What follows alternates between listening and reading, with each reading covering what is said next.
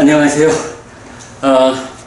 마지막이니까요. 관통법회 오늘 106번째 경입니다.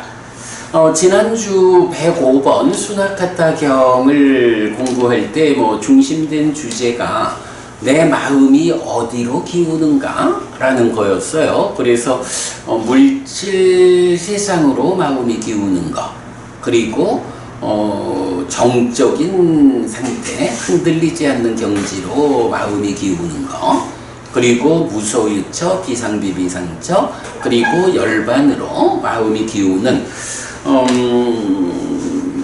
그 마음이 기운다라고 하는 것이 이제 아디무짜띠라고 하는 단어. 요 아디무짜띠라는 단어가 우리가 이제 보면 그 가래가 생겨나서 간탐이라고 하는 그 간탐으로 진행되는 의업으로 요때에 아디무짜띠 해서 그 대상으로 마음이 기운다, 이렇게 이제 표현하는 그 자리에 아디무짜띠를 쓰거든요. 그렇게 이제 마음이 물질 세상, 그 물질 세상은 우리가 욕계와 색계를 포괄해서 지시하는 말이다, 이렇게 해석을 했죠. 그래서 거기로 내 마음이 기우느냐, 아니면 흔들리지 않는 경지, 공무변처, 신무변처럼, 또는 무소유처, 비상비비상처, 존재를 벗어난 열반으로 마음이 기우는. 근데 여기서 이제 마음이 기운다라고 하는 것이 내가 그 경지를 성취했다라는 것하고는 좀 차이가 있죠.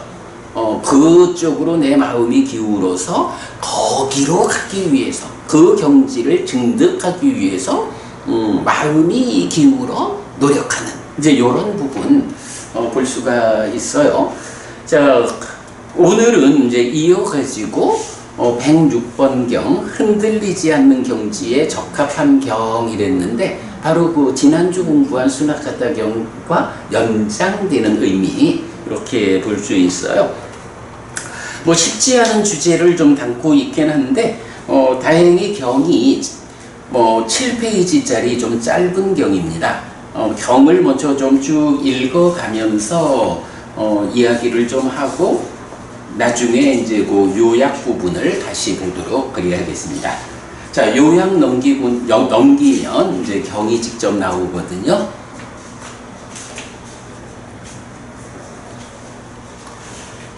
가만히 있어봐. 두 분이 일직선으로 앉아가지고 알리나 부부님이 안 보여. 그래, 그렇게만 비켜주셔도. 네.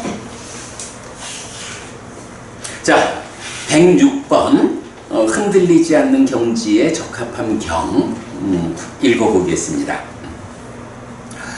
이렇게 나는 들었다. 한때 세조는 꾸루에서 깜마사 담마라는 꾸루의 번화가에 머물렀다.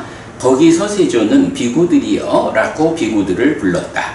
대덕이시여 라고 그 비구들은 세존에게 대답했다. 세조는 이렇게 말했다. 이 경은 경이 설해지는 그 형태가 누군가가 비구들이 됐든 위도들이 됐든 또는 제가자가 됐든 부처님한테 질문을 하고 거기에 답하는 이런 형태가 아니죠. 부처님이 하실 말씀이 있어서 비구들아 이리 와라 하고 불러서 직접 말씀하시는 그런 형태죠. 세조는 이렇게 말했다. 비구들이여, 소유의 사유들은 무상하고 헛되고 거짓이고 사실 아닌 것이다. 그것은 비구들이여 사기로 만들어진 것이고 어리석은 자의 읍조림이다. 지금 여기에 속한 소유의 사유들과 다음 세상에 속한 소유의 사유들, 그리고 지금 여기에 속한 소유의 경향과 다음 세상에 속한 소유의 경향, 이 네 가지는 모두 마라의 왕국이고 단지 마라의 경계이고 단지 마라의 미끼이고 단지 마라의 영역이다. 여기에서 악한 불선의 의의 작용 때문에 이렇게 간탐도 진해도 격분도 있게 된다. 그것들은 여기에서 계속 노력하는 이 성스러운 제자에게 장애가 될 뿐이다. 자, 여기까지 먼저 좀 보겠습니다. 자, 우리가 그 까마라는 단어를 알고 있어요. 까마 뭐죠? 요거 네, 요 욕자로 번역하고 있는 말이고, 요게 소유의 사유, 이렇게 기본적으로 번역을 하고 있죠. 그런데 사실은 또 까마는 좀 드물게는 소유의 대상을 말하기도 해요. 이런 경우도 있는데 주로 소유의 사유 이렇게 되죠. 이런 상태에서 이게 복수로 나타나면, 그러니까 까마 복수가 되면 뭐 기본적으로는 소유의 사유들 이래 되는 거죠. 요 까마를 왜 소유의 사유라고 번역하느냐 하면, 우리가 꿰뚫음경에서 보면 까마가 무엇냐? 상까빠 라가라고 해서 탐과 함께하는 사유다라고 말해주거든요. 탐과 함께하는 사유.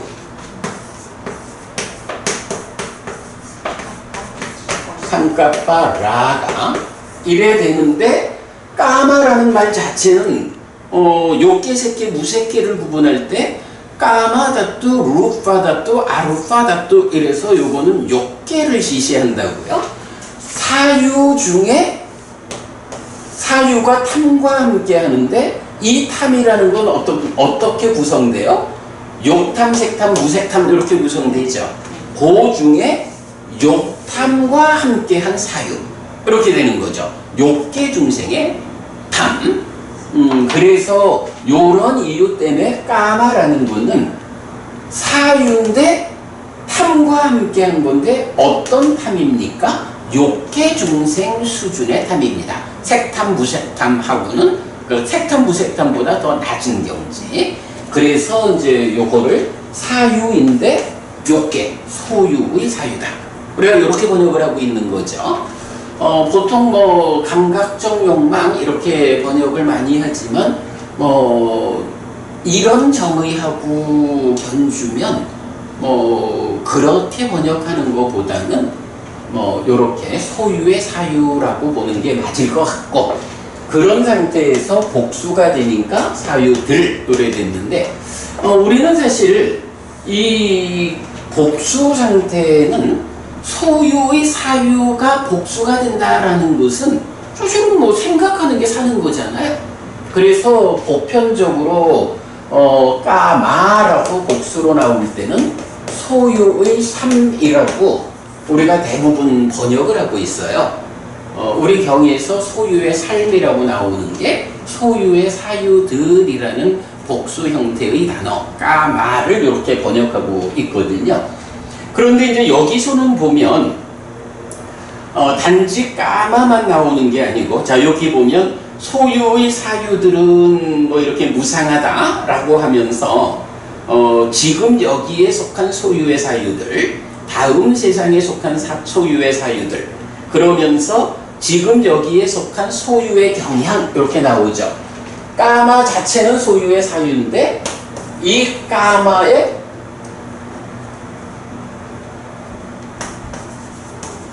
상냐가 붙으면, 그러니까 삶의 과정에서 모든 거의 중심은 사유요. 데카르트가 뭐라고 말하죠? 생각한다, 고로 존재한다. 그래서 데카르트만 해도 사유라는 것으로 삶의 중심 자리를 말하는, 그러니까 유럽의 철학에서의 한 그 변곡점 역할을 하는 거죠. 부처님도 보면 기본적으로 삶의 그 기본 중심되는 자리는 사유에다가 놓는 거예요.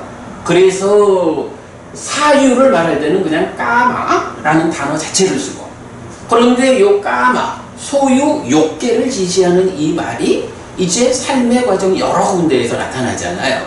그럴 때 이제 사유 아닌 자리에 대해서는 그 자리를 지시해 주는 거야. 까마 샀냐? 이러면 이게 뭐죠? 네, 이게 이제 말하면 요에다가 상이라고. 그래서 이거를 뭐 우리말로 번역을 하자면 상이라는 것이 경향 이래 되니까 소유의 경향 이렇게 번역을 하는 거죠. 자, 요렇게 이제 까마의 복수 까마하고 소유의 사유, 소유의 경향이 요 문장에서는 함께 나타났죠. 그러니까 이 까마라는 복수를 혼자 나타날 때는 뭐 그게 그대로 삶이요 라고 소유의 삶 이래 번역을 해도 좋은데, 까마삼냐 소유의 경향하고 같이 짝을 이루어 나올 때는 우리 삶을 구성하는 것 가운데에서 사유와 경향이 구분되어서 함께 나오는 거잖아요. 그래서 이제 이 경에서는 제가 소유의 삶이라고 번역하지 않고 요거를 소유의 사유들 그리고 소유의 경향 요렇게 번역을 한 거예요. 그 차이를 좀 보기로 하고요. 자, 이런 상태에서 이런 소유의 사유들이 보면 지금 여기에 속한 것 금생이죠. 그리고 그 다음에 다음 세상에 속한 거 이렇게 두 가지로 나오죠. 소유의 경향도 똑같이 두 개로 나왔죠. 이게 합하면 네 개가 되죠. 자, 그 밑에 보면 제가 이 두 가지는 또는 괄호를 찌고 이 네 가지는 이랬거든요. 여기에서 우리가 좀 재밌게 주목해야 할 단어가 하나 있어요. 자, 그게 이제 어디냐 하면 위에 원전에서 6번째 줄에 보면 까마삼냐 다음에 우바야 메 땅 이런 말이 나와요.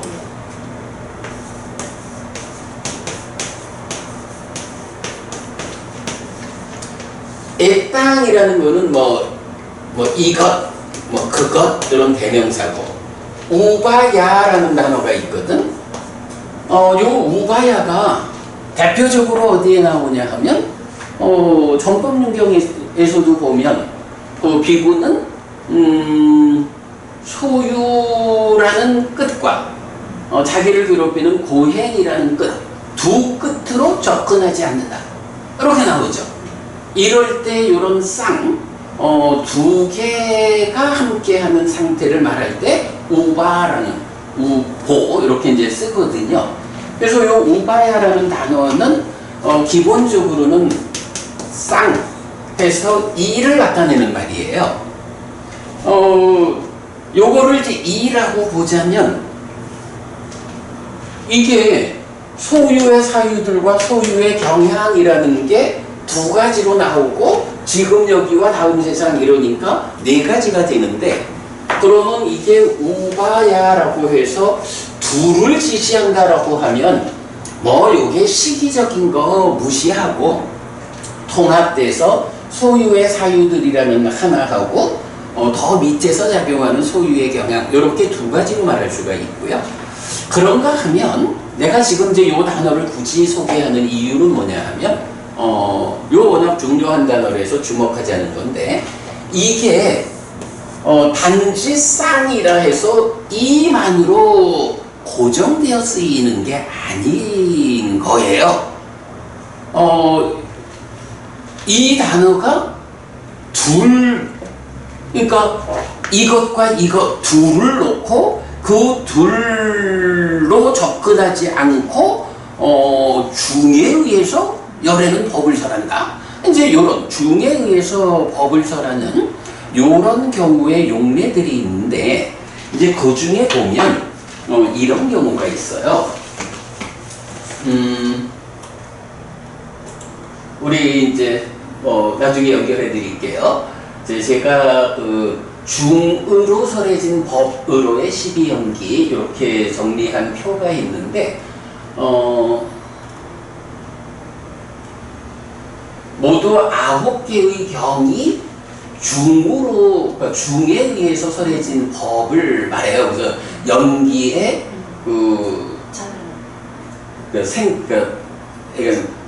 양적, 그래. 근데 이제 그거를 그래서 우리가 중에 의해 설해진 법이라고 이름 붙이고 있잖아요. 자, 그럴 때 보면 까짜라 못다경 같은 거, 모든 것은 있다라는 유상견, 모든 것은 없다라는 무단견, 이 두 가지 끝으로 접근하지 않고 열에는 중에 의해서 법을 설한다, 이렇게 나오거든요. 그래서 대표적으로 이렇게 유무의 두 가지로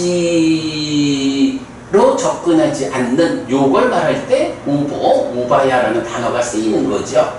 그런 식으로 해가지고 8개의 경에서 보통 말하면 상견, 단견이 중심이 되고, 또는 몸과 마음이 하나냐 다른 거냐, 또는 괴로움을 내가 만드냐 남이 만드냐, 이런 식으로 해서 두 가지 끝으로 접근하지 않고 이런 연기라고 하는 중에 의해서 설해진 법을 설하는데요.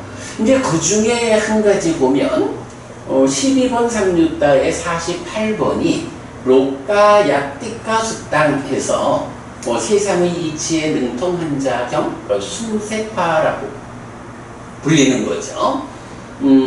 근데 이제 이 경에서 보면 요 우바야라는 요 단어를 어디에 쓰냐 하면, 이 경은 있다 없다의 두 가지 경우를 말하지 않고 모든 것은 있다, 모든 것은 없다, 모든 것은 단일하다, 모든 것은 다양하다라고 하는 네 가지 경우를 제시하는 거야. 그리고는 그 네 가지의 끝으로 접근하지 않고 중에 의해서 법을 설한다, 이렇게 나타나거든요.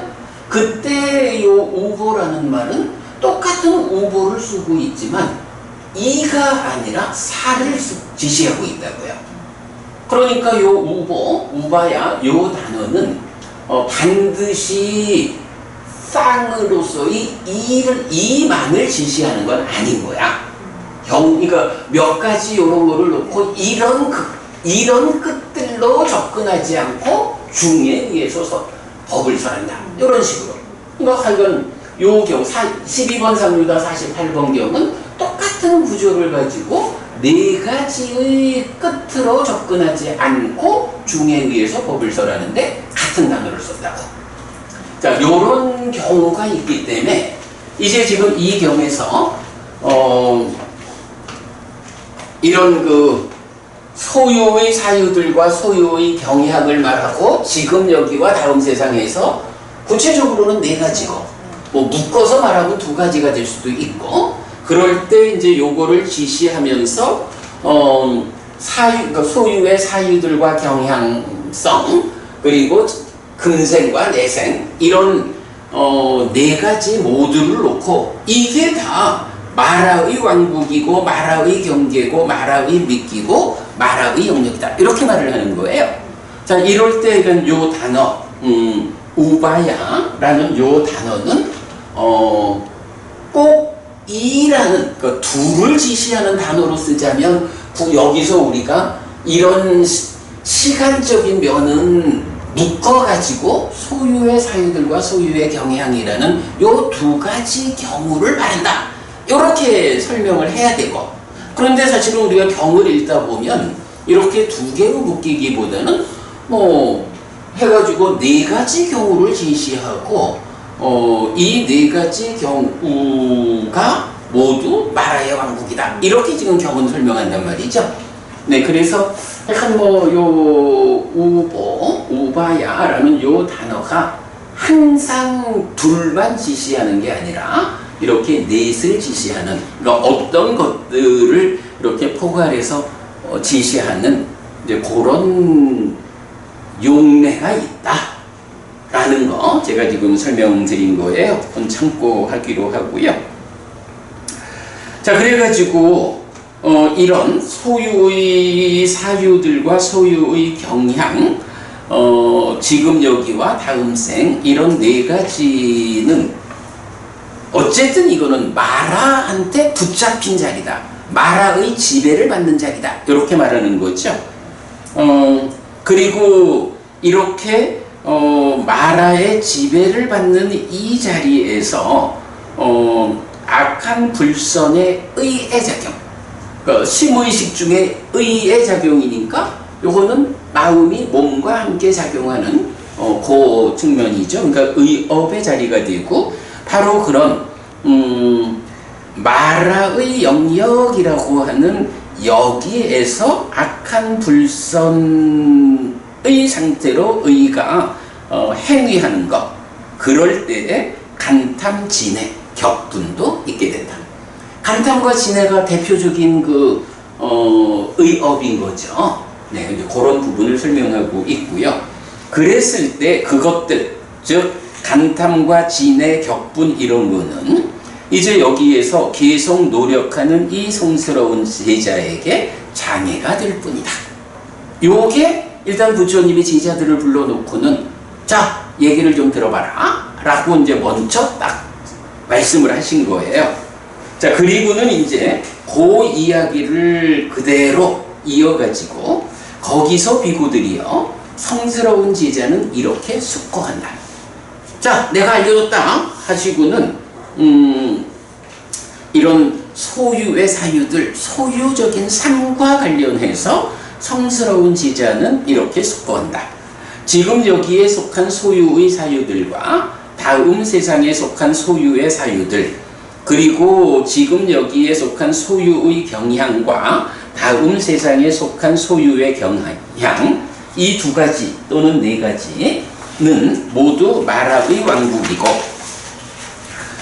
마라의 경계이고 단지 마라의 미끼이고 단지 마라의 영역이다. 여기에서 악한 불선의 의의 작용 때문에 이렇게 간탐도 진해도 격분도 있게 된다. 그것들은 계속 노력하는 이 성스러운 제자에게 장애가 될 뿐이다. 요거 부처님 말씀이죠. 그러니까 성스러운 제자들은 어떻게 한다고요? 이 소유적인 삶의 영역, 요 부분과 관련해서 부처님이 말씀하신 그대로를 받아들여서 숙고의 기준으로 삼는 거죠. 그렇게 숙고하면서 이어가지고 이런 것이 장애가 될 뿐이니 나는 이 장애에서 벗어나기 위한 이런 과정이 숙고에서도 이어지겠죠. 자, 나는 크고 귀한 심으로 머물고 의를 확고히 해서 세상을 극복해야겠다. 참으로 크고 귀한 심으로 머물고 의를 확고히 해서 세상을 극복하는 나에게 악한 불선의 의의 작용 때문에 생기는 간탐도 진해도 격분도 없을 것이다. 그것들의 버려짐에 의해서 나의 심은 커지고 무량하게 잘 닦아질 것이다 라고. 이 부분, 일단 부처님께서 소유의 사유들, 소유의 경향, 이 부분에 대해서 말씀하신 거를 성스러운 제자들은 그대로 숙고하는 거야.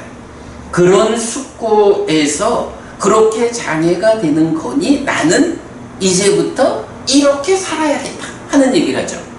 자, 알리나 부부님, 여기 보면 그 장애가 제거될 뿐이다 다음에 나는 크고 귀한 심으로 머물고 요 표현 나오거든요. 요 크고 귀한 심이라는 거, 어떤 쪽에서 볼 수 있는 표현인가요? 수행 쪽이긴 한데 그 중에서도 그 영역이 있어. 여기 보면 우리 이제 그 사무량심이 있잖아. 자비이사 사무량심을 말할 때 거기서 요 표현, 크고 귀한 심이라는 요 표현이 나와요. 그러니까 이제 요거는 이렇게, 그러니까 요걸 그렇게 연결을 해서 봐야 할 것 같아.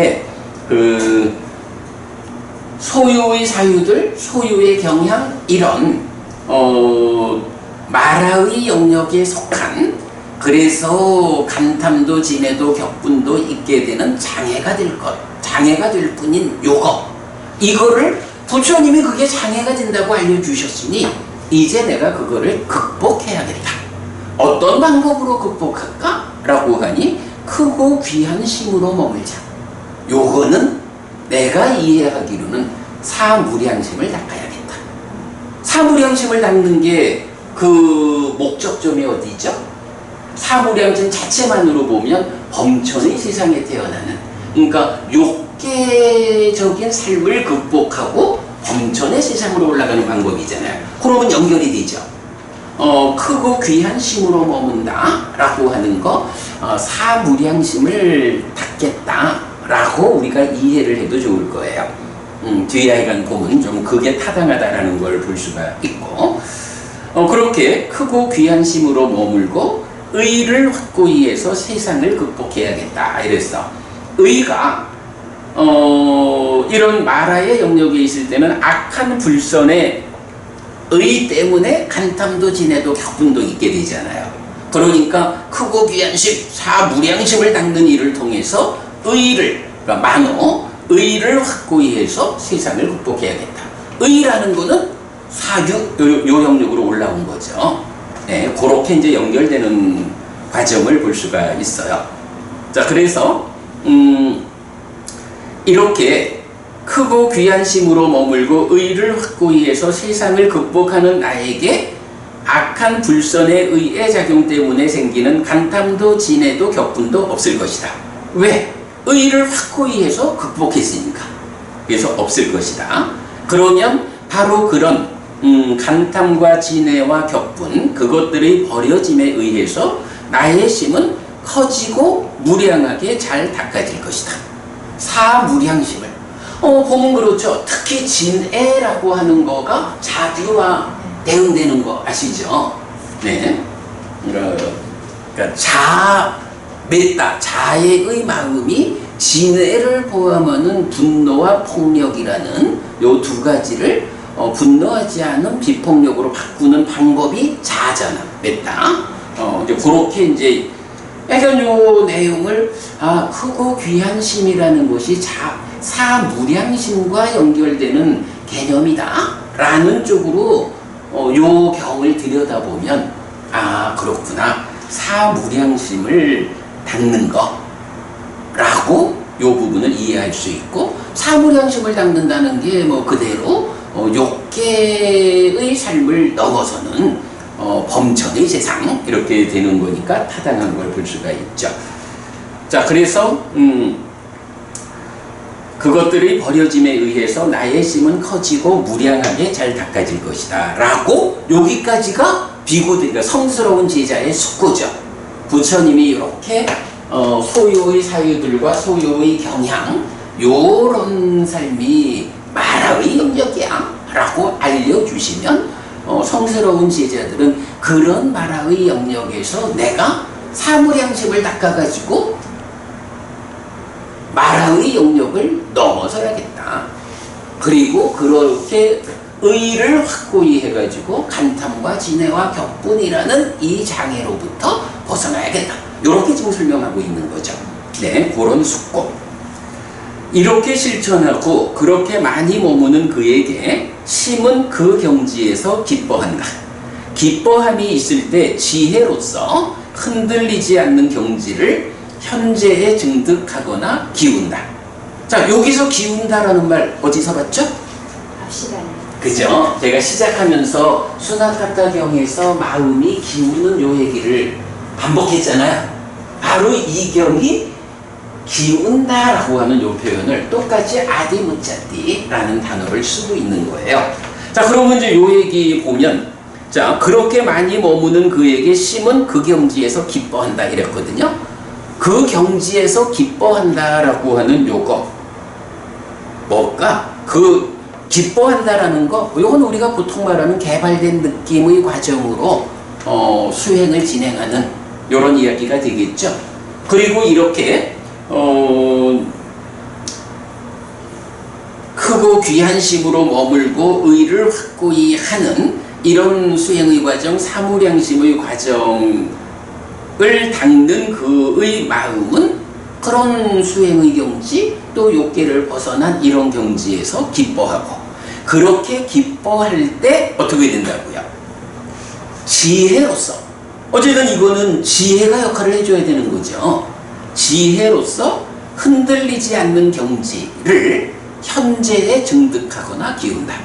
자, 수나카타경에서는 기우는 얘기를 했죠. 근데 여기서는 뭐야? 살아있는 지금 수행의 과정에서 흔들리지 않는 경지를 증득했다. 흔들리지 않는 경지가 어디죠? 공무변처, 식무변처. 그러니까 색계를 넘어서서 그러니까 사무령심을 닦으면 자비희사 사무령심이 초선, 제2선, 제3선, 제4선하고 대응하잖아. 이제 이런 개념을 포괄해서 볼 수 있죠. 그러면 이런 과정을 통해서 흔들리지 않는 경지, 공무변처, 식무변처를 증득한다. 요 얘기죠. 그리고 기운다라는 건 뭐야? 공무변처를 증득을 하기는 못했어. 그러나 이런 수행자의 마음은 공무변처를 증득해야겠다라고 공무변처를 향해서 기운 거죠. 수나카타경에서 뭐라 그래? 공무변처를 향해서 마음이 기운 사람한테 물질 세상, 욕계나 색계와 관련한 이야기를 하면 귀 기울여 듣지 않죠. 마음이 그리 기울었거든. 요런 표현이 증득하거나 기운다 라고 해서 공무변처를 향해서 기운 마음이 완성되면 공무변처를 증득한 거야. 거기 그 증득에 미치지 못해서도 그 마음이 그리 기울어 공무변처로 가기 위한 이렇게 되는 거죠. 물론 흔들리지 않는 경지니까 공무변처나 식무변처 이렇게 설명되는 거죠. 하여간 수나카타경하고 이 경에서는 이렇게 마음이 단지 기우는 경우에 더해서 증득하거나 기운다. 사실은 이렇게 함께 나타나 주기 때문에 마음이 기운다라는 것이 증득한 상태를 말하는 게 아니고 거기를 목적점으로 내가 가는 것. 내 마음은 거기로 기울었어. 이렇게 내 마음은 그대에게 기울었어. 이런 식의 의미가 되겠죠. 네. 자, 그러면 이제 결정적으로 몸이 무너져 죽은 뒤에 식이 흔들리지 않는 경지에 도달할 것이라는 경우는 있다. 이것이 비구들이요. 첫 번째, 흔들리지 않는 경지에 적합한 실천이라고 선언된다. 아소카 부부님, 요건 무슨 얘기지? 기뻐함이 있을 때 지혜로서, 그러니까 지혜에 의해서 흔들리지 않는 경지를 현재에 증득하거나 기운다.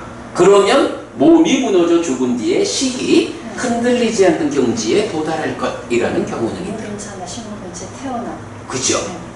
그러니까 증득하거나 기운다는 것은 지금 수행자의 입장에서 내가 공무변처를 증득한 사람이야. 이런 사람이거나 공무변처로 내 마음이 기울어가지고 나보고 새끼 이야기 하지마. 나는 오직 공무변처로 더 넓은 경지로 갈 거야. 이런 과정을 말하거나. 그런데 이렇게 증득하거나 기운 사람 중에서 이제 몸이 무너져 죽으면 증득한 사람, 그대로 그것도 알고 자세히는 모르겠어. 근데 어쨌든 이렇게 증득한 사람이 죽어서 태어나는 자리가 어디야? 공무변처에 태어나는 거죠. 여기도 식이 윤회한다고 하네요. 그렇군요. 식이 바로 몸이 무너져 죽은 뒤에 식이 흔들리지 않는 그 경지로, 그러니까 몸으로 가는데 어떤 몸입니까? 흔들리지 않는 경지. 공무변처, 식무변처의 신들의 몸으로 가서 태어납니다. 그렇군요. 식이 윤회한다는 증거가 여기에 돼 있군요. 어떤 식이냐고. 연기된 식이. 그래. 그런데 당연히 연기된 식이겠죠. 하여간 몸이 무너져 죽은 뒤에 식이 흔들리지 않는 경지에 도달할 것이라는 경우는 있다. 요거 식의 윤회. 식의 윤회를 말하는 경이 많더라고요. 많지요. 네.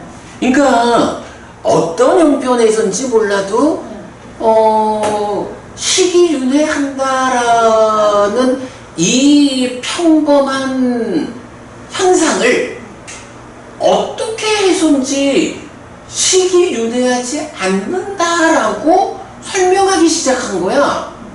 그래서 시기 설명한다는 부처님 가르침 우리 삶의 사실 위에서 그 식은 윤회하지 않으니까 식 말고 다른 방법으로 윤회하는 그 자에 대해서 설명해보자 라고 하니 답을 못 찾는 거야. 어쨌든 우리가 그래서 제가 그저께인가요? 우리 의사법회 부산불교 의사회 법회에서도 딱 그 얘기를 했잖아.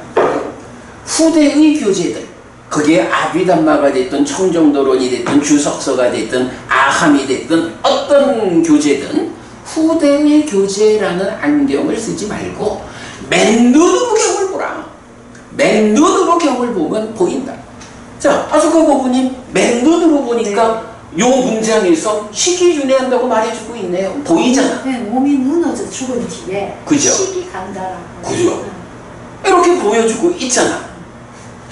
여기서 이제 도달한다라는 그 말이 앞 3페이지 제일 밑에 보면 아낀 짠냐 야따 누빠강 해서 우빠가라는 단어가 나오거든. 요 우빠가가 우현경에서 보면 몸으로 간다, 몸으로 가지 않는다 라고 할 때도 이 단어가 쓰이거든요. 그러니까 제가 진짜 요거는 번역을 조금 좀 수정을 해야겠다.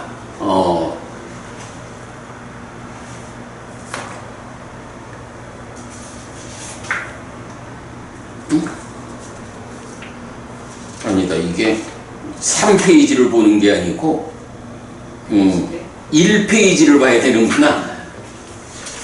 그지? 1페이지의 원전의 제일 아래쪽 보면 아넨주 빠강 나오는데 아넨자 우빠가거든. 요 말이 우현경에서 몸으로 간다, 몸으로 가지 않는다 하는 그 단어거든요. 우빠가. 그러니까 요거는 제가 흔들리지 않는 경지로 갈 것이라는 경험입니다. 이렇게 번역 수정하겠습니다. 그러면 이렇게 하여간 후대의 교재라는 안경을 벗고 맨눈으로 경을 보면 보이는 거야. 근데 정말로 참 희한하지. 아니 참 불교 공부를 하면서 윤회한다라는 이런 삶에 대한 현상에서 시기윤회한다는 것을 배제하고 윤회를 설명하려고 하니 답이 나오질 않는 거. 우리 스스로 불교를 어렵게 만들고 있는. 어쨌든 우리가 그거 해결해야 하죠. 자, 그래서 하여간 요렇게 흔들리지 않는 경지를 현재에 증득하거나 기운다. 몸이 무너져 죽은 뒤에 식이 흔들리지 않는 경지로 간다는 경우는 있다. 이렇게 표현하면 이것이 비구들이요 첫 번째 흔들리지 않는 경지에 적합한 실천이라고 선언된다. 다시 비구들이여 성스러운 제자는 이렇게 숙고한다. 지금 여기에 속한 소유의 사유들과 다음 세상에 속한 소유의 사유들, 그리고 지금 여기에 속한 소유의 경향과 다음 세상에 속한 소유의 경향, 요거는 첫째랑 똑같은 네 가지죠.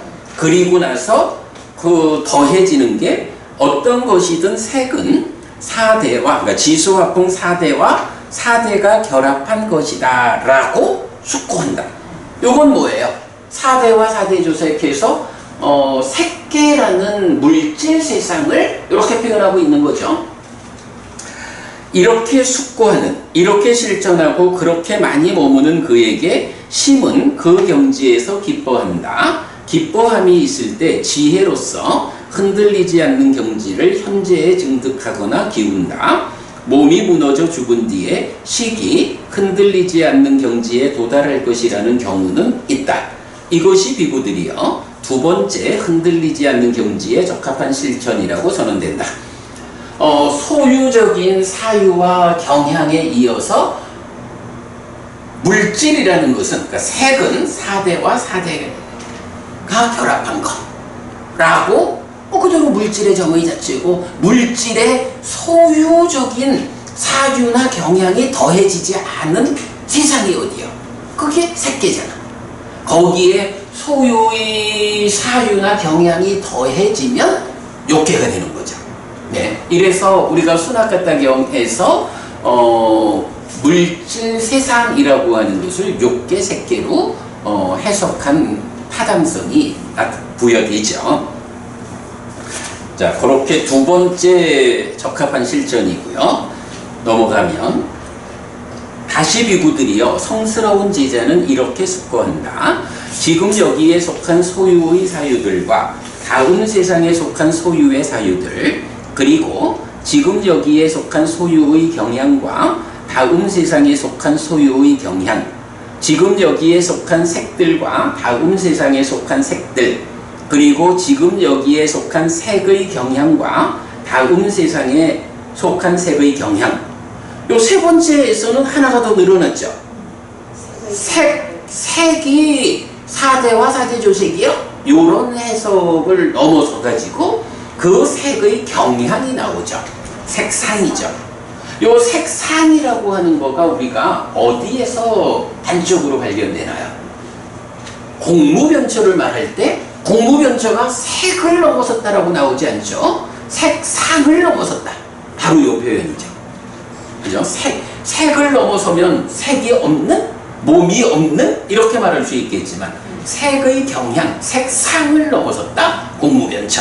그러니까 무색계가 몸이 없는 세상이 아니라 색에 대한 경향성을 극복했다. 이렇게 해석하는 거죠. 그래서 이런 것들에 대해서 이들은 모두 무상하다.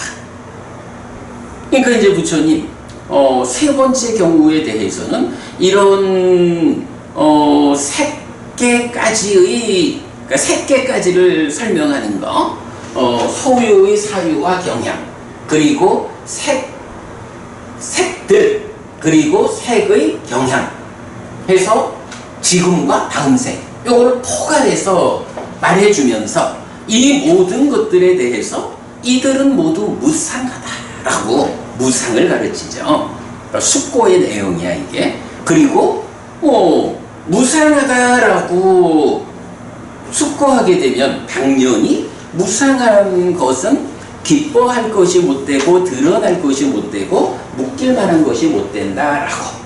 여기서 기뻐할 것이 못되고 드러날 것이 못되고 묶일 만한 것이 못된다. 요건 무슨 의미죠? 요거 어디에 쓰이는 말이야? 딱가 안에서 심히 기뻐하고 드러내고 묶여 머무는 요거 자라남 줄어둠의 출발자리죠? 요거 친밀이라 하고 기뻐하지 않고 드러내지 않고 묶여 머물지 않으면 염오 이래 되는 거죠. 그래서 기뻐하고 드러내고 묶여 머물면 소망, 난디 소망을 만들어서 가래가 되는 거고, 그거 안 하면 소망을 만들지 않아서 가래가 생겨나지 않는 거고, 요거죠. 그래서 이제 바로 이 자리 무상하다. 욕계와 색계에 관련한 모든 것들은 다 무상하다. 무상한 거 이렇게 기뻐하고 드러내고 묶여 머물만 하지 못하다 라고 숙고하는 거죠. 이렇게 실천하고 그렇게 많이 머무는 그에게 심은 그 경지에서 기뻐한다. 기뻐함이 있을 때 지혜로서 흔들리지 않는 경지를 현재에 증득하거나 기운다. 몸이 무너져 죽은 뒤에 식이 흔들리지 않는 경지에 도달할 것, 흔들리지 않는 경지로 갈 것이라는 경우는 있다. 이것이 비구들이여 세 번째 흔들리지 않는 경지에 적합한 실천이라고 선언된다. 아소카 부부님, 이 첫째, 둘째, 셋째 이랬거든. 이거 세 개를 다 묶어서 말하면 부처님 지금 어떤 걸 설명하시는 거예요? 이거 하니까 공무변처나 식무변처라고 하는 흔들리지 않는 경지, 무색계의 초입에 있는 두 경지, 달리 말하면 무색계로 진입하는. 근데 어떤 경우로 진입? 몸이 무너져 죽은 뒤에 태어남의 자리가 무색계가 되는. 무색계에 태어나려면 어떻게 해야 된다고? 그 경지에 증득하거나 그죠? 기울어. 그러면 태어나는 경우가 있다. 그게 우연히 태어난다 이게 아니고 이렇게 살아있는 동안에 그 경지를 증득하거나 기울면 그 증득과 기움의 경지에 따라서 그 중에 충분한 조건이 된 사람은 태어난다. 이렇게 말하는 거죠. 한마디로 말하면 우리가 세 가지 공덕행위 있잖아. 보시와 계와 수행이잖아. 그런데 그 중에 보시와 계라고 하는 이 두 가지 공덕행은 그걸로 해서 욕계의 하늘에 태어나는 방법이잖아요. 그런데 욕계를 넘어서서 색계 무색계 하늘로 올라가는 방법은 이제 삼매를 성취해서 말하자면 그 삼매를 초선제, 이선제, 삼선제, 사선 이런 삼매를 증득하거나 기울면, 그죠? 증득하거나 기울면 그들 가운데서 색계에 태어나는 경우가 있다. 이런 같은 맥락이잖아요. 그리고 그걸 더 넘어서서 색계를 넘어선 무색계에 태어나기 위해서는 어떤 방법이 있습니까? 라고 할 때 바로 그 방법을 이렇게 세 단계로 연속되는 세 단계죠. 사무량심을 통해서 사실은 이제 색계에 태어나고 그 다음에 이어지는 이런 그래가지고 그래서 이런 소유의 사유와 소유의 경향 그거에 더해가지고 색을 설명하고 그 다음에 그 색과 색의 경향 이런 식으로 해서 욕계를 넘어선 경지, 색계를 넘어선 경지 요거를 단계적으로 1, 2, 3번 흔들리지 않는 경지에 적합한 실존이라는 게 흔들리지 않는 경지에 태어나기 위한 방법을 지시하는 거죠. 1, 2, 3번이 순서대로 나온 거죠. 이 경에서 우리가 정말 주목해야 되는 거는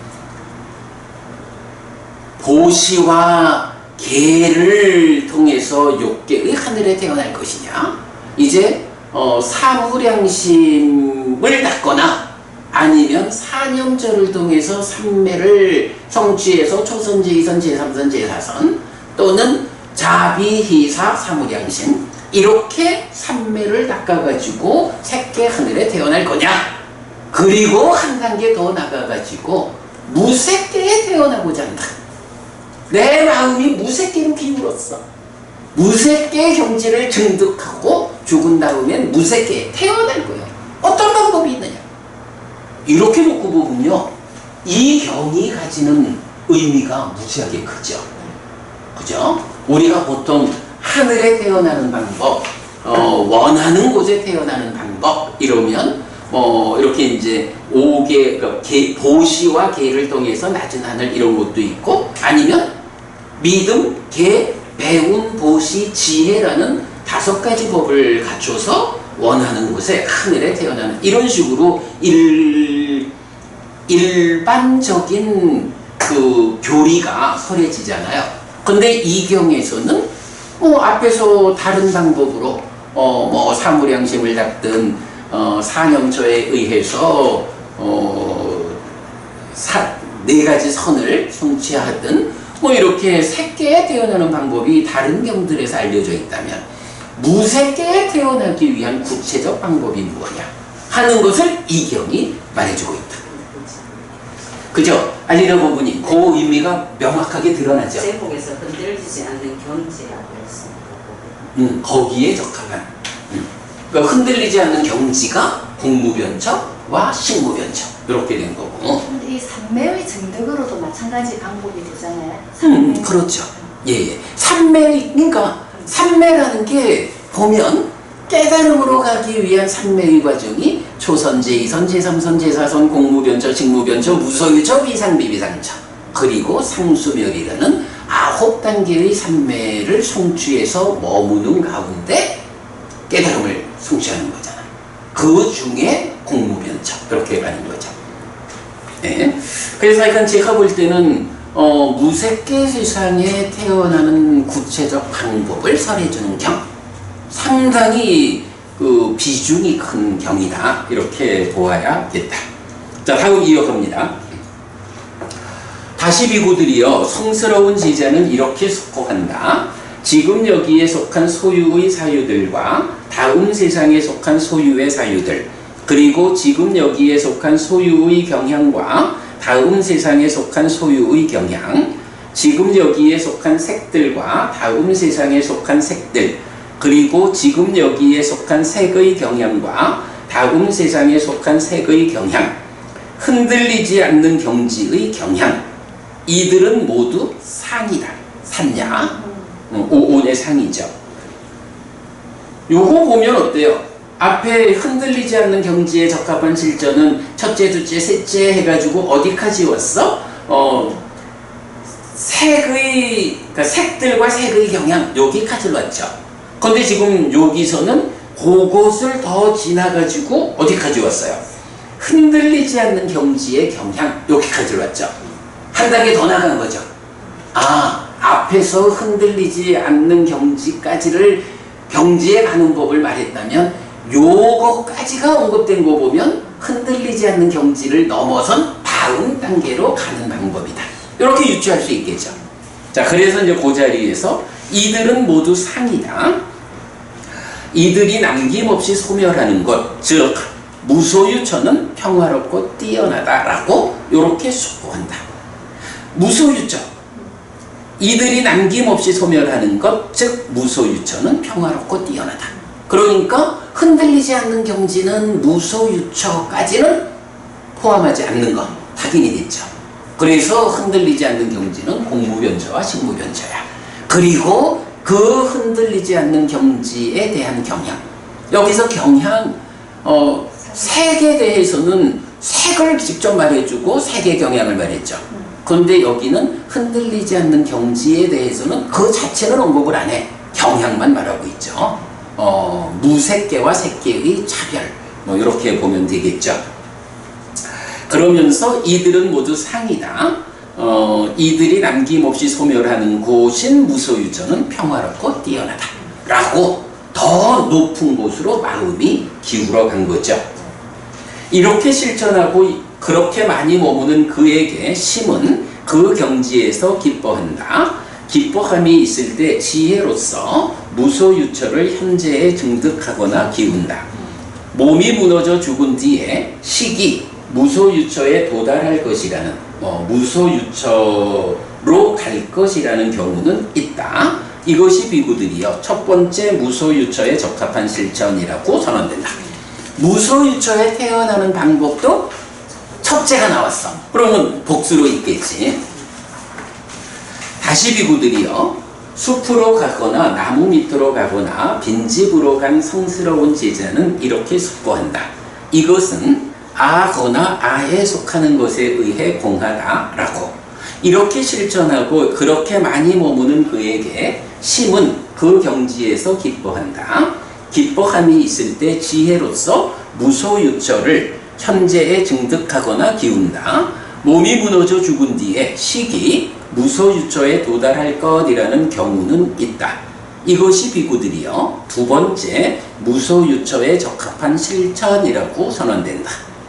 무소유처에 태어나기 위한 이 방법을 말하는데 숙고하는 주제가 뭐냐 하면 앞에서는 길었잖아. 숙고할 때 그러니까 6개로부터 올라와서 이래 다 했는데 여기는 짧아. 숙고하는 내용이 이것은 아거나 아에 속하는 것에 의해 공하다.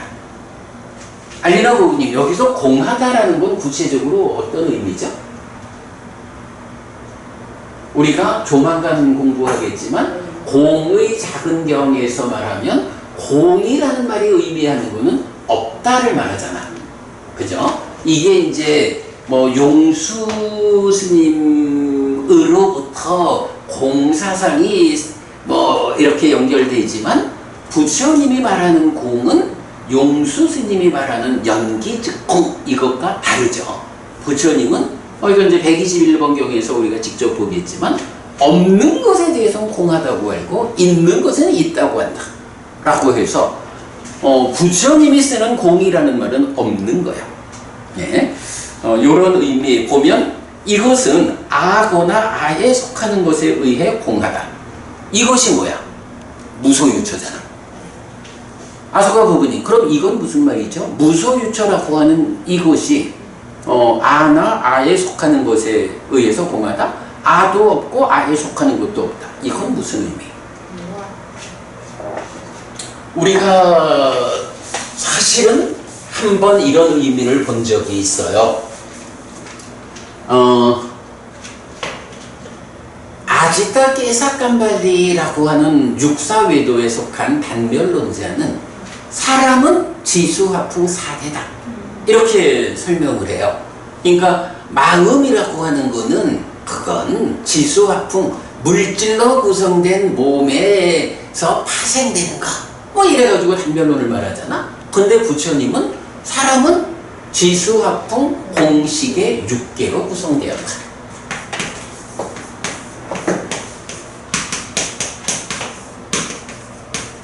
지수화풍, 여기가 어디예요? 색계죠? 지수화풍이니까 이게 물질이잖아. 요게 색이라고 말하자면 색계야. 여기에 소유라는 개념이 더해지면 어떻게 돼? 욕계. 그렇죠. 요거는 이제 욕계가 되는 거야. 그러고 그 다음에 색계를 넘어서 가지고 올라서는 자리가 뭐야? 공무변처죠? 공무변처 위에 식무변처. 요렇게 놓으면 뭐예요 이게? 지수화풍 공식이라고 하는 이게 육계라고. 말하자면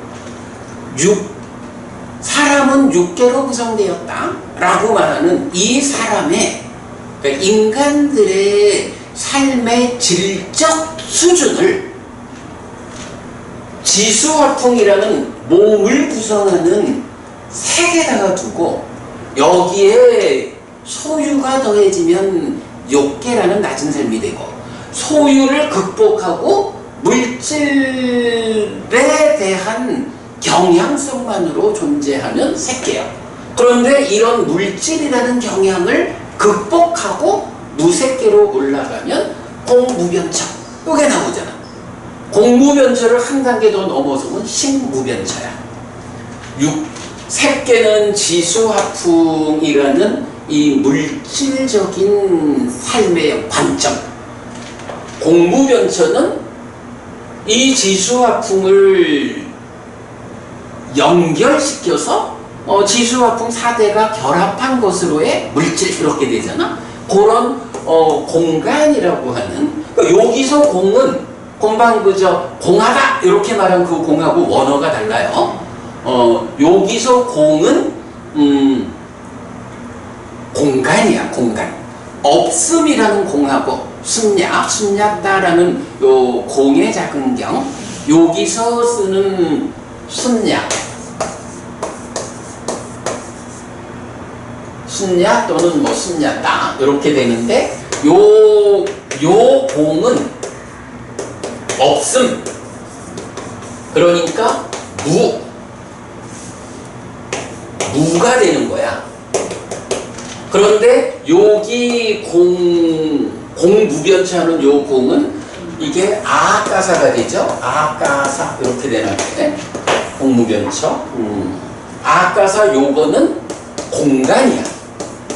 공간이라는 것과 없다라는 건 다른 거야, 그죠? 그러니까 원어도 달라.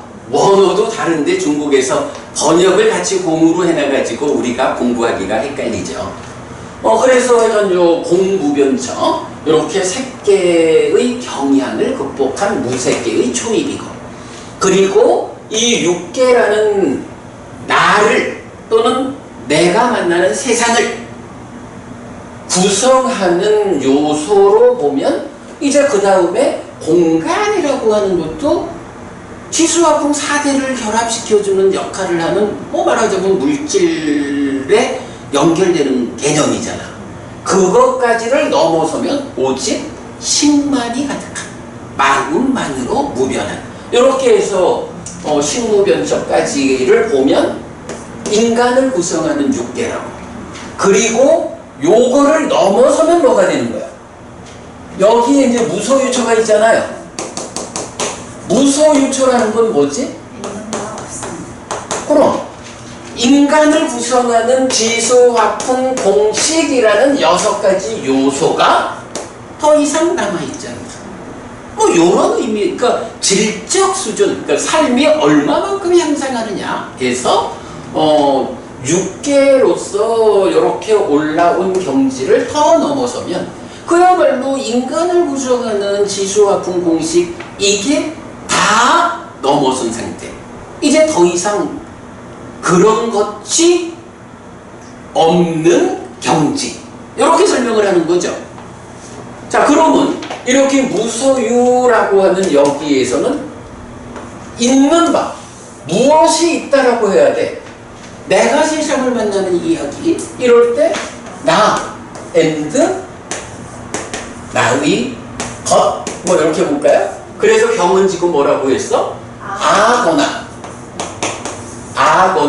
아에 속하는 것. 뭐 요걸 꼭 뭐 나의 것이라고는 안 해도 되겠지만, 그래서 아와 아에 속하는 것, 요 두 가지로서 나와 세상, 나의 삶을 구성하는 것, 요거를 말하면서 무소유초가 어떤 세상이라고, 이런 육계로 구성된 식무변처까지를 넘어섰기 때문에 더 이상 나를 구성하는 것, 세상을 구성하는 거로의 여섯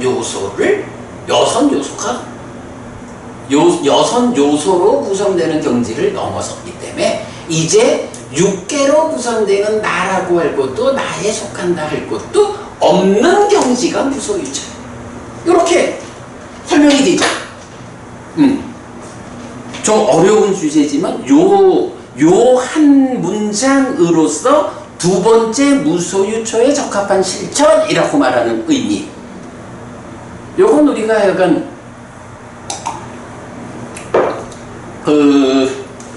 구차제주 공부하면서 이건 옛날에 한번 설명이 됐던 주제죠.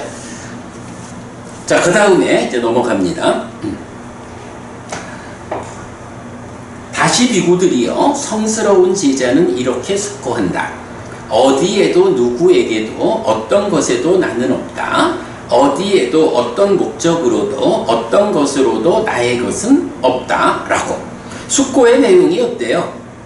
나와 나의 것 이렇게 말하는데 어디든 누구에게든 어떤 것에든 때가 없다. 나의 것이 없다. 요거는 앞의 내용하고 별 차이가 없죠.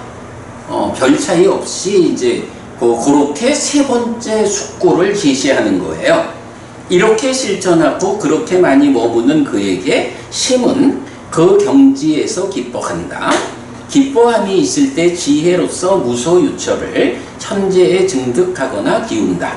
몸이 무너져 죽은 뒤에 시기, 무소유초에 도달할 것이라는 경우는 있다. 이것이 비구들이여 세 번째 무소유초에 적합한 실천이라고 선언된다.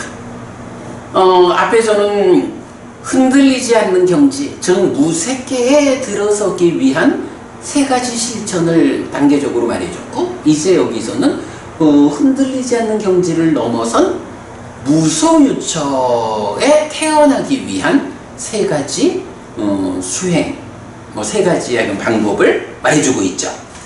자, 여기서 한 가지만 좀 참고할게요. 어디에도 누구에게도 어떤 것에도 나는 없다. 어디에도 어떤 목적으로도 어떤 것으로도 나의 것은 없다. 라는 요 표현이 좀 어려운 표현인데, 자, 앞에 우리 그 요약으로 와볼게요. 요약에서 예. 자, 요약의 2페이지 볼게요. 요약 2페이지 제일 밑에 보면 2번 두 번째 무소유초에 적합한 실천 이래가지고 아거나 아에 속하는 것, 지수화풍 공식 6개 이렇게 한 거 설명했죠. 그리고 나면 세 번째 무소유초에 적합한 실천해서 성스러운 제자는 이렇게 숙고한다 라고 했어요. 어디에도 누구에게도 뭐 요런 문장이 니까야에서 3번이 나와요. 그래서 이경하고 그 다음에 앙구타라 니까야 세세 모음의 71번 포살경이 있는데 요 포살경에서는 니간타들이 뭐라고 말하냐면 요 똑같은 얘기를 해.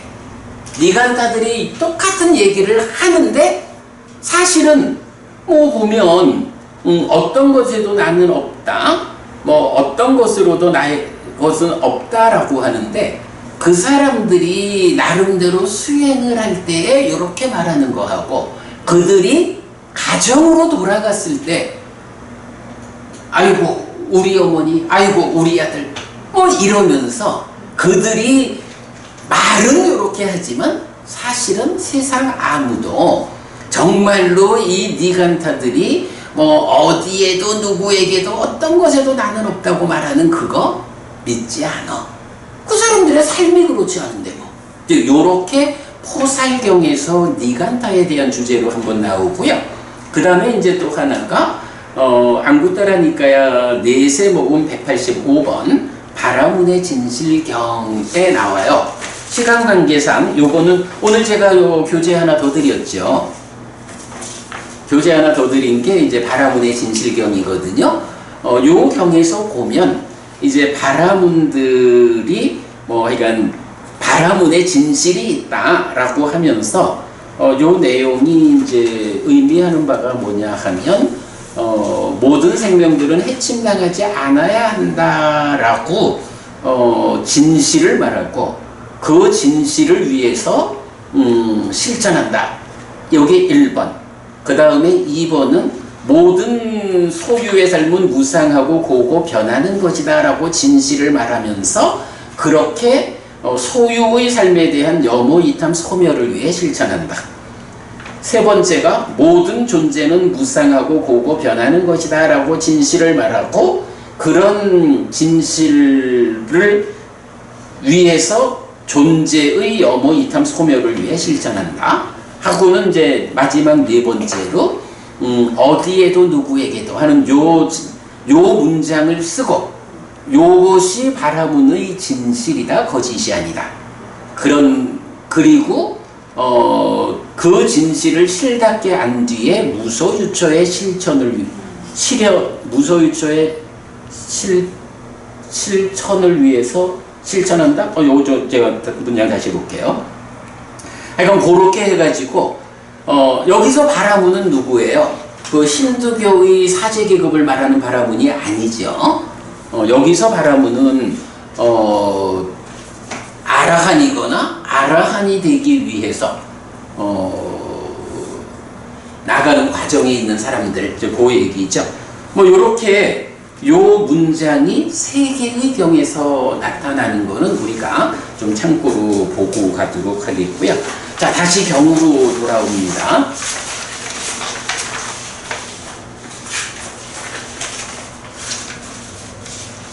자, 그러면 이제 경 4페이지가 되죠. 자, 그렇게 해서 3번째 무소유초에 적합한 실천, 무소유초에 태어나기 위한 3가지 방법, 그렇게 알려줬고요. 이제 밑에 가면 다시 비구들이여 성스러운 제자는 이렇게 숙고한다. 지금 여기에 속한 소유의 사유들과 다음 세상에 속한 소유의 사유들, 그리고 지금 여기에 속한 소유의 경향과 다음 세상에 속한 소유의 경향, 지금 여기에 속한 색들과 다음 세상에 속한 색들, 그리고 지금 여기에 속한 색의 경향과 다음 세상에 속한 색의 경향, 그리고 흔들리지 않는 경지의 상과 무소유초의 상, 한 단계 더 올라갔죠. 이들은 모두 상이다. 이들이 남김없이 소멸하는 것, 즉 비상비비상처는 평화롭고 뛰어나다. 이렇게 실천하고 그렇게 많이 머무는 그에게 심은 그 경지에서 기뻐한다. 기뻐함이 있을 때 지혜로서 비상비비상처를 현재에 증득하거나 기운다. 몸이 무너져 죽은 뒤에 식이 비상비비상처에 도달할 것, 비상비비상처로 갈 것이라는 경우는 있다. 이것이 비구들이여 비상비비상처에 적합한 실천이라고 선언된다. 요 실천은 하나밖에 없는 거예요. 그죠? 그러면 요거 우리가 이제 방금 식무변처까지 이 과정을 6개라는 교리로 나타냈잖아요. 지금 여기서 보면 이런 식무변처까지 흔들리지 않는 경지에 더해서 무소유처의 상 이렇게 나왔거든. 무소유처를 넘어선 비상비비상처를 말하는 거죠.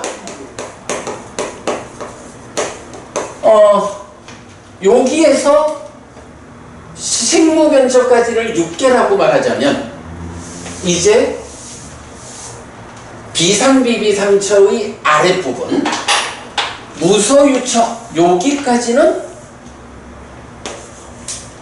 여기까지를 지시하는 교리가 하나 있죠. 뭐죠? 상의 증득으로. 그렇죠. 무소유처까지는 뭐라고 말하냐 하면 어떻게 무소유처를 증득합니까? 무소유처의 상을 증득해야 합니다. 그래서 상의 증득으로 성취하는 경지죠. 상의 증득에 의해서 상에 의해서 증득되는 경지, 요거를 무소유처까지로 말하죠. 그럼 비상비비상처는 어떻게 그 부분을 표현하죠? 남아있는 행들에 의해서 비상비비상처는 성취한다, 증득한다 이렇게 나오죠. 그 차이. 이렇게 상의 증득까지를 보면 여기서 무소유처의 상까지를 말하고 이들은 모두 상이다. 그리고 이런 상이 남김없이 소멸하는 것, 비상비비상처다. 무소유처의 상까지는, 그러니까 무소유처까지는 상의 증득을 통해서 성취하는데 그 무소유처의 상까지가 모두 남김없이 소멸하는 것, 거기에 비상비비상처가 있고 비상비비상처는 평화롭고 뛰어나다. 사실은 애땅 산땅 애땅 빤이 땅 평화롭고 뛰어나다라는 말은 경에서 대표적으로는 어디에 쓰이는 거예요? 열반은 평화롭고 뛰어나다 이렇게 나오는 건데 지금 여기는 단계적으로 열반을 향해서 가는, 그래서 요 경에서는 무소유처는 평화롭고 뛰어나다 이렇게 처음 나왔죠. 그 다음에 비상비비상처는 평화롭고 뛰어나다 이렇게까지 나왔죠. 자, 이렇게 비상비비상처에 태어나기 위한 적합한 실전 보았고요. 그 다음에 이렇게 말했을 때 아난다 존자가 세존에게 이렇게 말했다. 여기 대덕이시여 비구는 이렇게 실천합니다. 자, 그러니까 요 비상비비상처에 적합한 실천 여기까지가 뭐냐 하면 부처님이 질문받은 게 아니고 비구들을 불러가지고 직접 말씀하신 거죠. 예, 그러니까 무소유처라는 이 경지에 태어나기 위한 이 가르침은 부처님이 직접 설명하신 거야. 자, 그리고 나니까 이제 아난다 존자가 이렇게 말했을 때 아난다 존자가 세존에게 이렇게 말했다. 여기 대덕이시여 비구는 이렇게 실천합니다. 있지 않고 나의 것도 아니라면 그것은 없을 것이고 나의 것도 없을 것이다. 있는 것, 활성 존재를 나는 버린다 라고 그는 이렇게 평정을 얻습니다. 자, 여기서 말고 복잡하지만 결국 활성 존재, 붓다라는 거죠. 붓다가 뭐죠?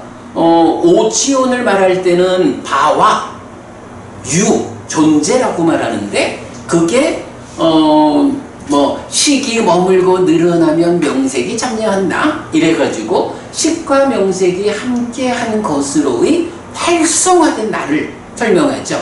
그거를 원어로는 부다라고 쓰면서 우리가 활성존재라고 번역한 거죠. 네, 그런 활성존재를 나는 버린다 이렇게 표현하고 있고요. 그러면서 그는 이렇게 평정을 얻습니다. 대덕이시여 그 비구는 완전히 꺼지게 됩니까? 아니면 완전히 꺼지지 못합니까? 라고 질문의 내용이 뭐냐 하면 복잡하지만 결국 활성존재라는 중생으로서의 그 삶의 형태, 결국 중생이라는 이 활성화된 존재 상태를 버린다. 요렇게 실천을 한다는 거죠. 그런 실천 과정에서 평정을 얻었어요. 그럼 이렇게 평정을 얻은 그 비구는 완전히 꺼집니까? 완전히 꺼지지 못합니까? 여기서 완전히 꺼진다라는 게 보통 완전히 열반합니까? 이렇게 말하는 그 말이죠. 여기서 안 한다요. 어떤 비구는 완전히 꺼질 것이고 여기서 어떤 비구는 완전히 꺼지지 못할 것이다. 그거 누구는 완전히 꺼지고 누구는 완전히 꺼지지 못해.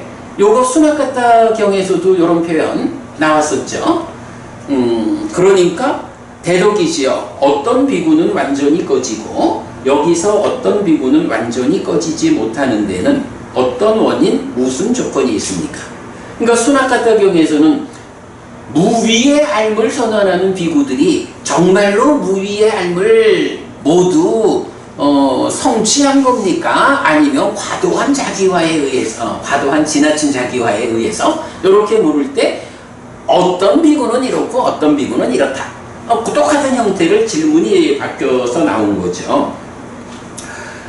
대덕이시여 어떤 비구는 완전히 꺼지고 여기서 어떤 비구는 완전히 꺼지지 못하는 데는 무슨 원인, 무슨 조건이 있습니까? 여기 안 한다요. 비구는 이렇게 실천한다. 있지 않고 나의 것도 아니라면 그것은 없을 것이고 나의 것도 없을 것이다. 있는 것, 활성 존재를 나는 버린다라고. 요거는 활성 존재를 버렸다라는 말은 아니죠.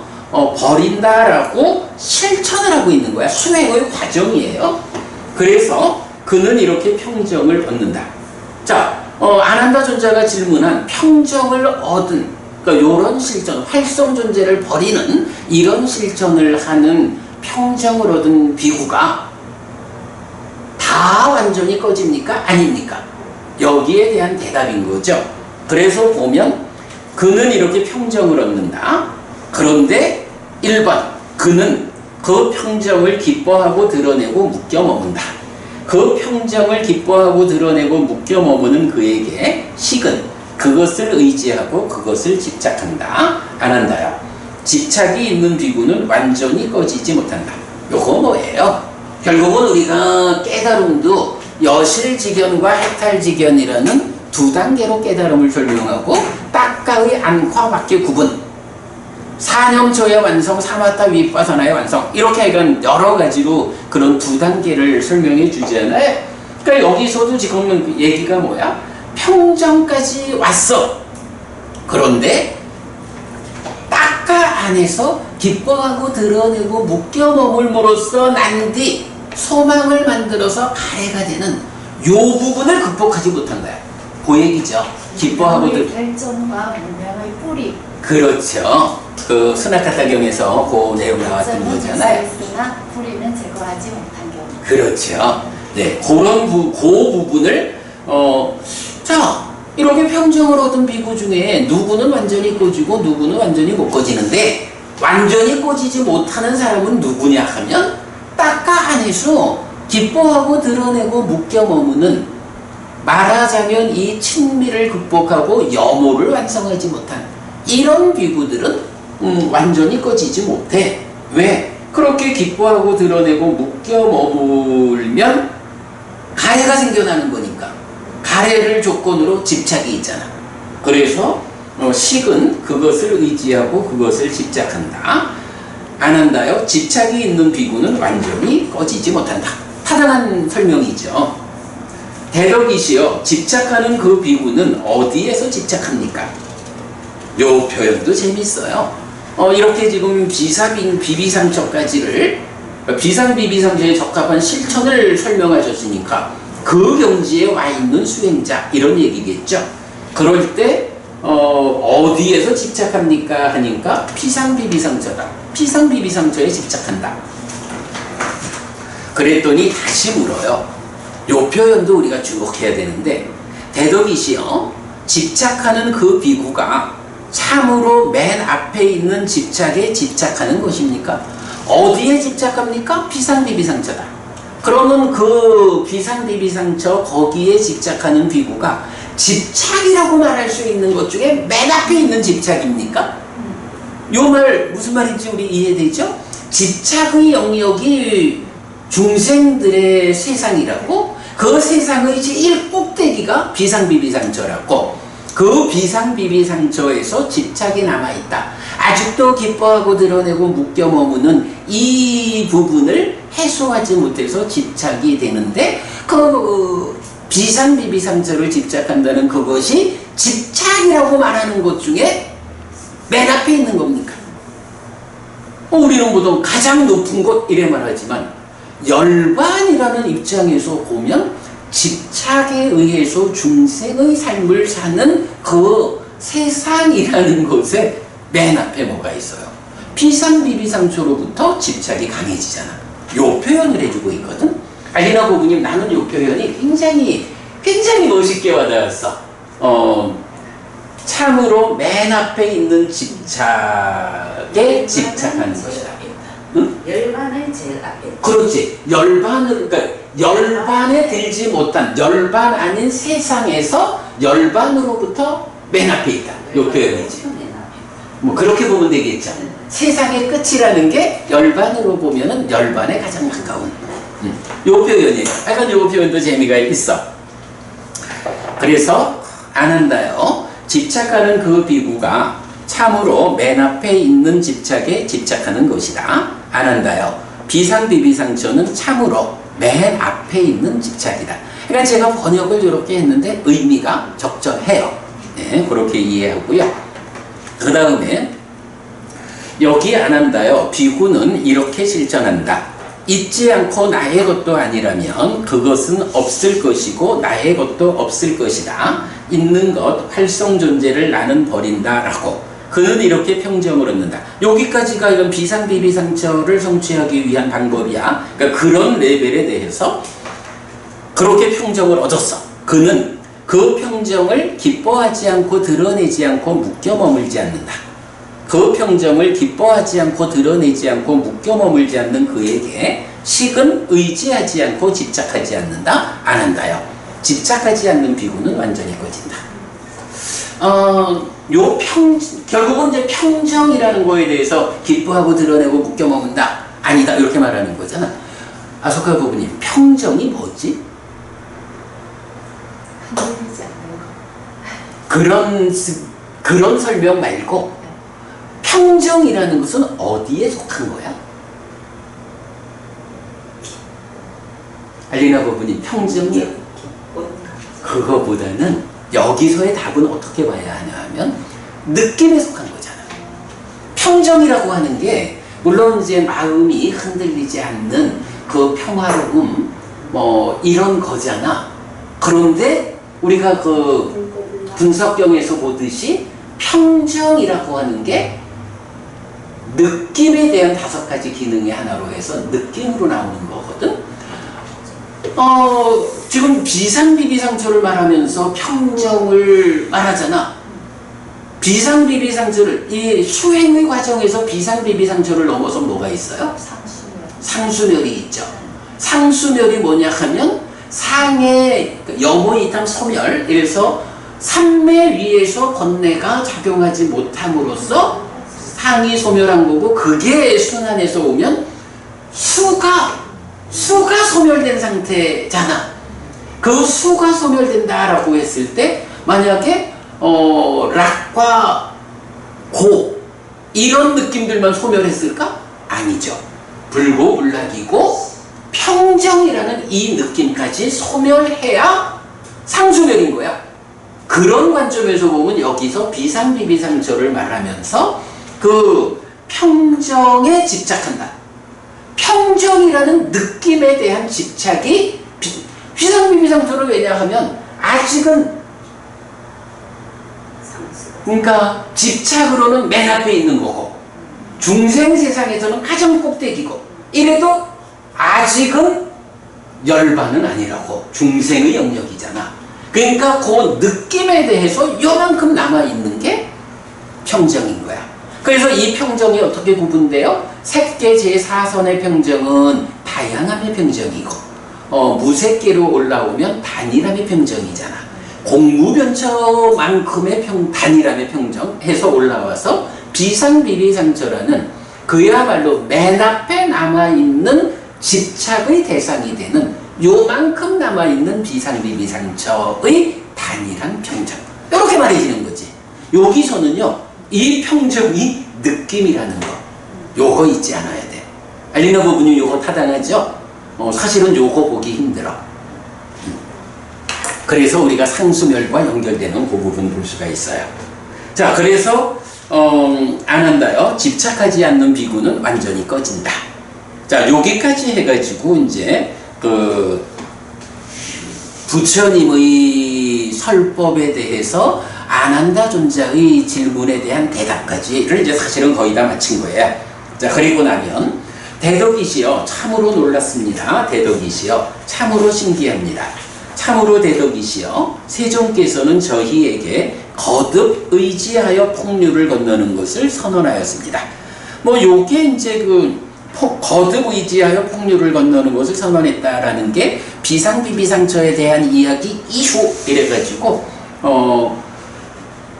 평정에 대해서 기뻐하고 요 2단계 요 부분을 이제 거듭 의지하여 폭류를 건너는 것을 선언했다 이렇게 말하는 것 같아요. 그리고는 하나가 더 남았어. 그런데 대덕이시여 성스러운 해탈은 무엇입니까? 여기서 성스러운 해탈은 뭐겠어요? 비상비비상처라는 맨 앞에 있는 집착까지도 해소하고 그러면 뭐가 실현돼? 삼매 가운데는 상수별로 올라가는 거지만 그 깨달은 자의 일상은 바로 여기서 비상비비상처를 넘어선 일상에서의 해탈이 된 거죠. 일상의 열반이 실현된 거죠. 성스러운 해탈. 그것은 무엇입니까? 라고 할 때 여기 안 한다요. 성스러운 제자인 비구는 이렇게 속도한다. 지금 여기에 속한 소유의 사유들과 해서 쭉 와가지고 무소유처의 상과 비상비비상처의 상. 그러니까 욕계로부터 무색계 비상비비상처의 상까지 다 나온 거죠. 이 모든 것에 대해서 유신이 있는 한 이것이 유신이다. 이 참 좀 번역 해석이 어려운데 이건 이 말인 거야. 유신, 이게 나는 누구이냐 하면 첫째 유신, 오지연, 식과명상 이렇게 나가잖아요. 유신이라고 하는 이 몸이 있는 존재 상태, 중생. 요 말이 중생인 한 욕계로부터 비상비비상처까지 이 상태, 비상비비상처의 상이 남아 있어도 아직은 유신이요, 중생이요. 요 얘기를 하는 거죠. 네. 그리고 집착하지 않음에 의한 심의 해탈이 불사이다. 자, 질문이 뭐냐 하면 성스러운 해탈이 무엇입니까? 이랬거든. 비상비비상처까지는 어쨌든 유신이요, 중생이요, 해탈하지 못한 상태요. 요거죠. 그리고는 집착하지 않음에 의한 심의 해탈. 이것이 성스러운 해탈이고 불사다. 불사. 윤회에서 벗어난 완성을 말하는 거죠. 예. 하여간 비상비비상처가 집착의 맨 앞에 있는 거예요. 거기까지는 어쨌든 맨 앞이라 해도 중생이요, 유신이요. 그것까지를 떠나야 완전히 맨 앞의 집착까지 해소된 집착하지 않음에 의한 심의 해탈. 이것이 성스러운 해탈이다, 불사다. 라고 대답하신 거죠. 여기까지가 이제 문답이죠. 그리고는 이제 부처님 마무리하셔요. 이렇게 안 한다요. 나는 흔들리지 않은 경지에 적합한 실천을 설했고, 무소유처에 적합한 실천을 설했고, 비상비비상처에 적합한 실천을 설했고, 거듭 의지하여 폭류를 건너는 것을 설했고, 성스러운 해탈을 설했다. 단계별로 다 설명됐죠? 안 한다요. 제자들을 위해 베푸는 자인 스승이 행해야 하는 것을 연민하기 때문에 나는 그대들을 위해서 했다. 안 한다요. 나무 밑이 있고 빈집이 있다. 안 한다요. 선을 하라, 방일하지 마라. 나중에 뉘우침이 있게 하지 마라. 이것이 그대들을 위한 우리의 교본. 아누사상이 그대들을 위한 우리의 교본, 이어지는 가르침이다. 그러니까 이어지는 가르침을 말하는 이 긴 서술의 경 중에 이 경이 하나인 거예요. 그런데 내용을 보니까 궁극적으로 무색계라고 하는 이 경지를 태어나고 넘어서서 성스러운 해탈까지. 이거 빼놓고는 그야말로 이어지는 가르침을 말할 수 없다. 뭐 그런 내용이죠. 세존은 이렇게 말했다. 아난다 존자는 즐거워하면서 세존의 말씀을 기뻐했다. 라고 오늘 무색계에 태어나는 방법과 그걸 넘어서서 깨닫는 때까지. 근데 생각 밖으로 사실은 저도 오늘 이 수업을 준비하기 전까지 옛날에 번역을 했었지만 이경이 이런 주제라고 사실은 읽어내지 못했었거든. 오늘 읽어냈어요. 아주 무섭게 했어가지고 진짜 심도 있게 그치? 진짜 처음으로 느껴보는 묵직한 좋은 기분입니다. 알리나 부부님 되게 기분 좋을 거야. 네네. 그치? 내가 볼 때는 알리나 부부님 무슨기가 굉장히 애매해가지고 그치? 이렇게 뭐냐 단어로만 이해를 했는데 그치? 전체적으로 보니까 굉장히 비중 있는 그죠? 좋았어요. 그런 의미에서 저도 사실은 굉장히 오늘 제가 막 열을 내서 열심히 강의했고, 그러니까 부처님도 이게 우리들의 이어지는 가르침이다 이렇게 말해주죠. 자, 공부 마치겠습니다. 삼마삼부토 바가와 스와카토 바가와타 담모 숫바티판노 사와카 상고띠. 세존은 전능가이시다. 세존으로부터 법은 잘 설해졌다. 제자들의 상가는 잘 실천한다. 찌랑띠타뚜로 가스밍 삼마삼부타 사사난띠. 정등각의 가르침이 이 세상에 오래도록 머물기를. 이차마항 얀양야지똥 양마마아싸 디가라땅 히타야 수카야띠. 오랫동안 나에게 이익과 행복을 주는 자선행을 실천하리라. 이당다낭 꾀다낭 냐띠살로 히타낭 우빠까빠뚜. 이당다낭 꾀다 냐띠살로 히타 빠리분잔뚜띠. 이 모시가 돌아가신 친지와 혈육들에게 도달하기를. 이 모시를 돌아가신 친지와 혈육들이 사용하기를. 오늘도 우리가 훌륭한 법의 등을 함께 달았습니다. 이 법의 등의 공덕이 오랫동안 여러분들에게 이익과 행복으로 함께하기를 바랍니다. 또한 오늘의 이 법보시의 공덕이 여러분 생각하시는 그분들에게 도달하고 함께하기를, 사용하기를 바랍니다. 수고하셨습니다.